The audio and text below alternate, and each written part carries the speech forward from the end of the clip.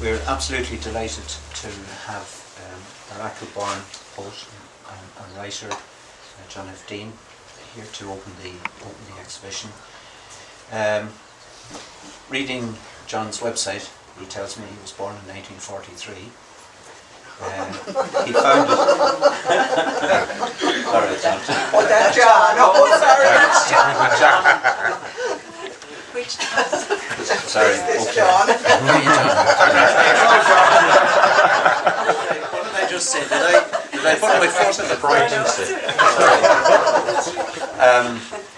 I'm going to welcome him in a wee while, all right? I was born at the age of 38, actually. Yeah.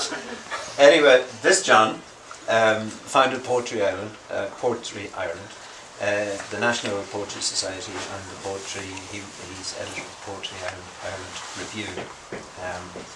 He has published several collections of poetry and some fiction as well, actually quite a bit. He's won the R.H.A. Award for Irish Poetry, the Martin Tonder Award for Literature, and poetry prizes from Italy and Romania.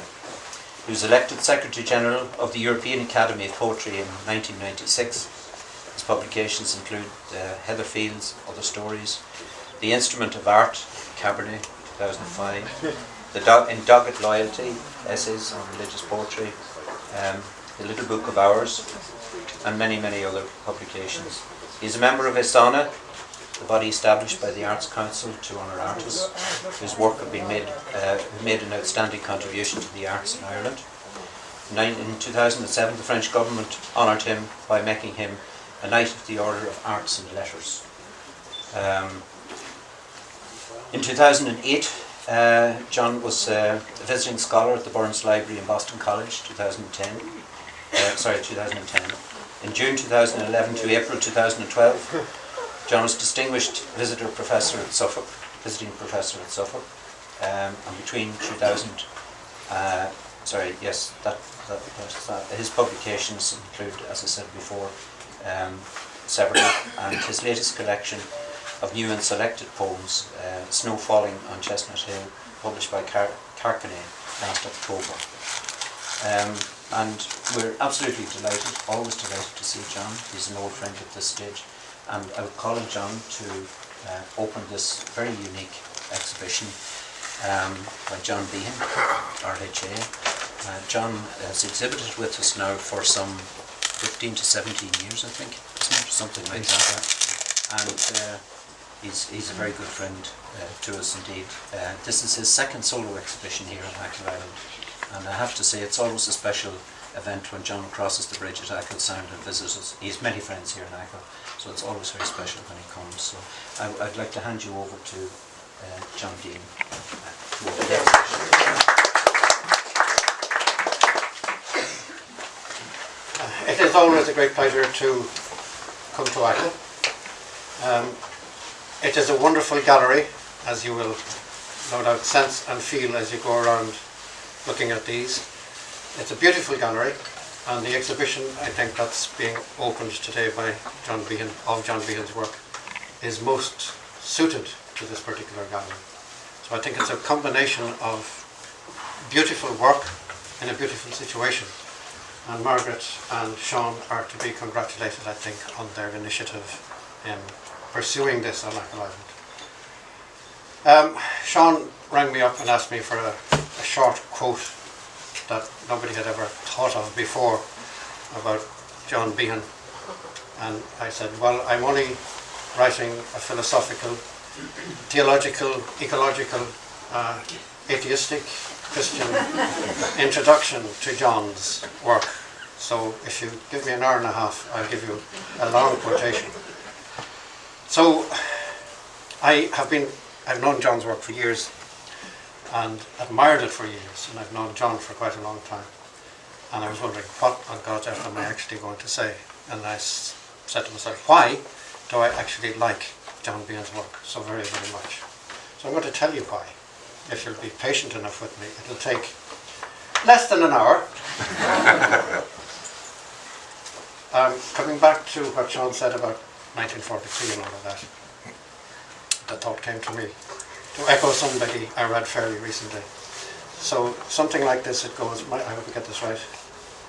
Like many people of my age, I'm 69. So you can work the rest of it out. Yes, John. One of the most powerful pieces of public sculpture, certainly in this country, I'm sure you know it, is John Behan's famine ship at the base of Croagh. To stand at the seaward side of that and to gaze up at the mountain on those occasional days when you can actually see the mountain, if you look through the rigging of that ship, what you will sense is so much of Irish history right in front of you. The tragedy of it, the Christian past and present of it. It's all there to see, to feel and to touch. I would also recommend, of course, that there's a far better view of it from the other end. If you go up to the top of the mountain, which I suggest you do, and look back down and look through it at Achill Island, another way of viewing John's work. Take something out of your mind, John. That is John Behan on a grand scale. The scale of what's around us here today is smaller. You'll notice several famine ships here, as strong in their own way as that magnificent piece is up there.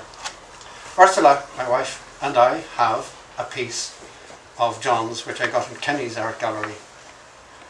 Must be 85 years ago, I think, John. Flight of Birds, which is magnificent still. It was magnificent back then, and we still love it enormously. He has added St. Francis to that at this stage, which gives it an added meaning.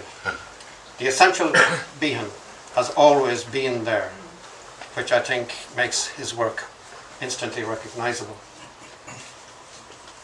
It appears to me that we all, this is the philosophical stuff coming in. It appears to me that we all come to the age of reason in growing aware that there is within all of us a kind of wilderness that we've got to put some sense of order on.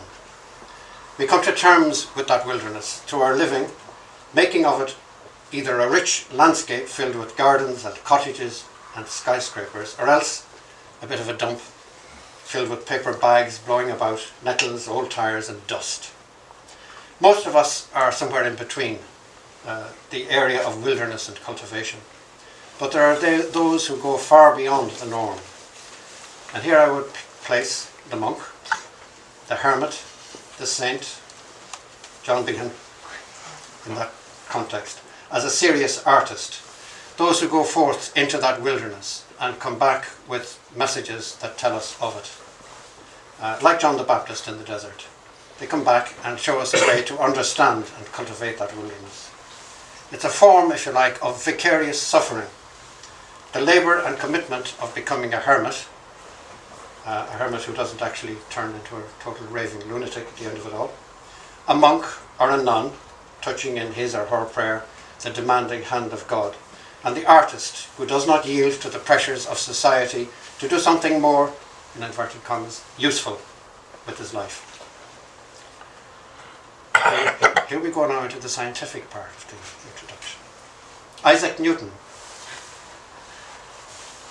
discovered after long labour that our world is in fact not a still, homogeneous piece of stuff, but what he referred to as particles in motion. It's a concept already discovered millennia before that by the philosopher Democritus way back, who had already divined the atom. But we are living on a planet whose material is in perpetual motion, shifting, changing and evolving. And the question might ultimately be, is all this stuff of creation mindless? Is the stirring of matter utterly remote from the consciousness that we humans know? If there is no consciousness behind all of it, then we are not left with anything to look forward to. And this is precisely the area where the artist moves instinctively at first, in divining, and if you think about John Behan's work, I think this is accurate, in divining the bone structure, the cosmic structure of the universe in which we live. In other words, the consciousness behind matter. And does so first and foremost to make sense of creation for himself or herself, and then for us, that we may find a purpose to the world in which we live. If any of this makes sense to you, then there is an optimism that a great artist will give to our living. That is the cultivation and the purification of our human traditions. The traditions that capture and revalue the passing of time, the shifting, if you like, of the particles in motion that I spoke of the place of all that in the breadth of human consciousness. This means the concentration on the movements of a people. Again, think of what's around you here if you've had a chance to look at it. The movements of a people, of a nation, and the paring away of the inessentials to discover the depths and purposes of where we are, of who we are, and of why we are. And we know the phrase, every branch that bears fruit, he prunes to make it bear more fruit. If you take a look at the coracle, which is somewhere over there as well, and the boats with these oars that the boat is resting on, how it brings all of us back to the early days of our innocence. How the balance of oars that make of the coracle almost a living thing if you look at it. It's almost a brain with legs. And it gives a grace and poise that confers exactly what I'm talking about. Form and order to an object that speaks so deeply to us, to Irish people anyway, of our history. And right here in front of us is the famine panel. The conscious organisation of bronze with the spaces of emptiness, I think, is a phenomenal skill that John Behan has, that he sculpts empty space into a piece of bronze and gives it a meaning which for all Irish people touches us in our very bones. There is the famine pier way over at the corner as well. It's a small piece of work to contain in itself an entire language, the entire language of our history and our culture in so many ways. In itself, it's the language of despair. But if you look at the characters there, they are all upright people, and they're moving with purpose and a sense of dignity. You will find exactly the same dignity and strength of purpose in the characters that are carrying the canoes around the place. A balance, if you like, between form and meaning in every one of these pieces. To me, it's the work of a consummate artist who can take such a simple seeming scene and make part of our history out of it. The fish seller, who is over there in the corner, struck me at once. Notice, if you look at it, how she is almost one in shape and colour with the fish that she sells.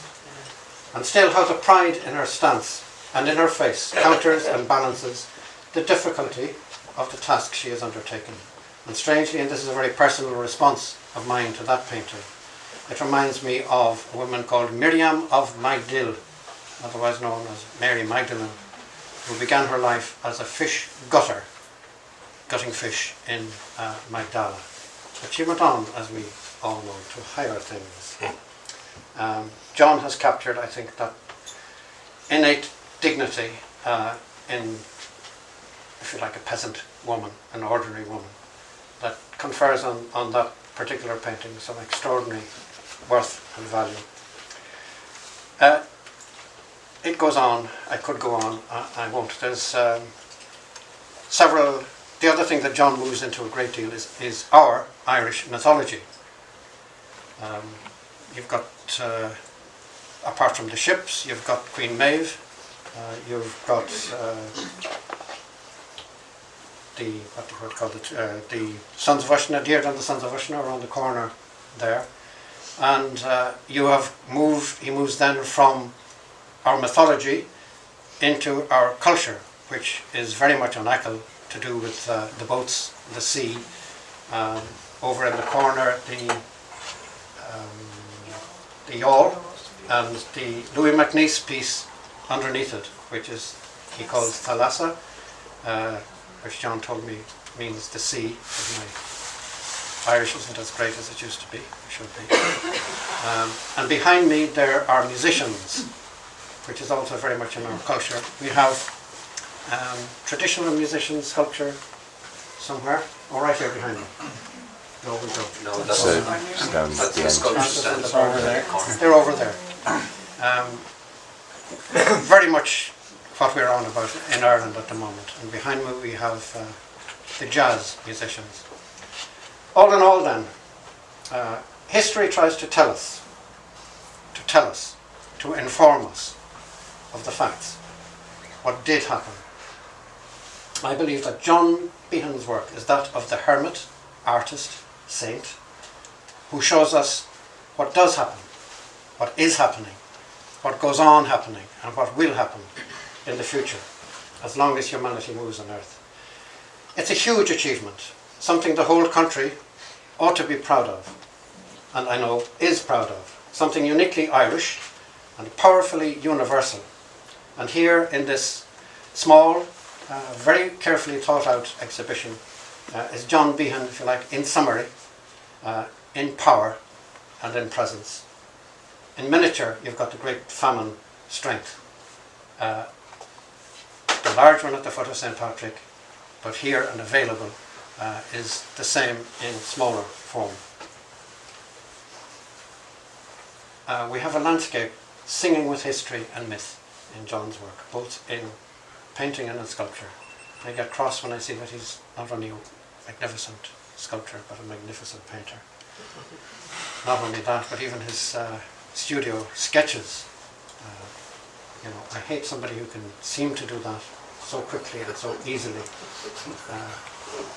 I tried to paint a dog once, and it came out eventually looking like a cross between a snake and an elephant. All of this is outlined physically against our ever-changing landscape, and maybe this is what John Behan likes in Achill Island, that the landscape is never the same from one day to the other. In other words, I'm opening an exhibition, if you like, on the history, mythology, and the culture of our living, presented to you in what are very, very beautiful artifacts, where form and meaning actually come together. This is a rich and powerful and living spirit of one of our greatest living artists, without any doubt whatsoever. So humbly and with great acknowledgement to the presence of the artist here, I declare this exhibition open.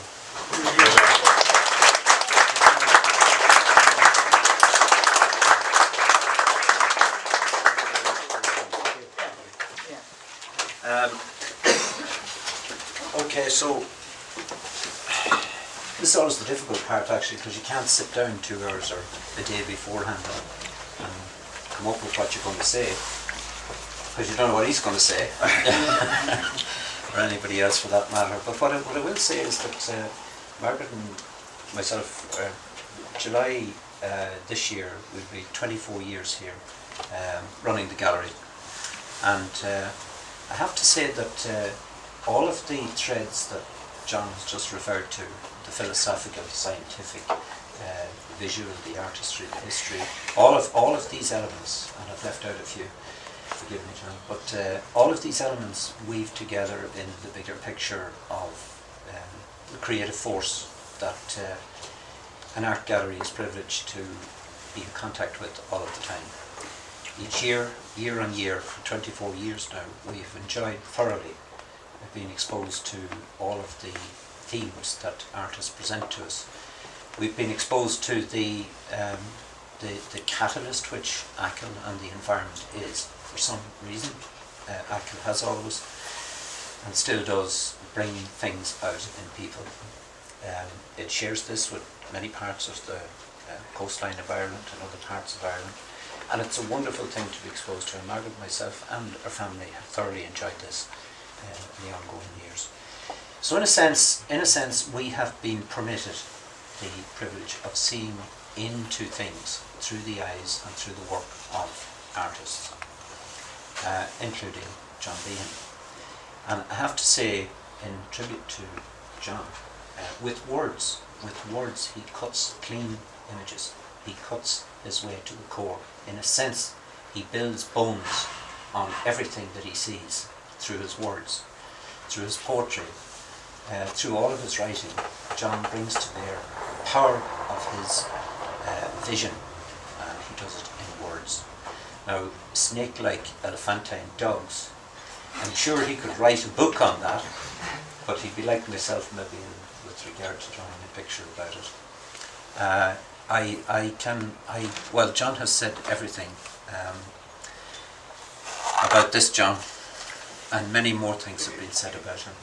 He's a gentleman, he's a friend, he loves Achill, and it's always a pleasure having him here. I just want to thank John for exhibiting with us again. This is our second solo exhibition with John, and he's been exhibiting with us now for a total of, I think, 16 or 17 years. So he of course, is very, very welcome to Achill. I want you all to enjoy the exhibition. I want to thank everybody here that has helped out. Shane here on camera, Paul, my sister Anne, who just, can I just throw this in, retired yesterday. Thanks, John. So there's a certain air of levity around every corner here as we meet her on a minute-to-minute basis, you know. I want to thank Maeve here from the village for all her good work, and Brian and Karen over here. I don't know where Brian is. He's been looking after traffic out there. So we'll show him the pictures afterwards. So again, thank you all for coming, and I hope you enjoy the exhibition. I hope you enjoy your stay in Achill, and thanks again.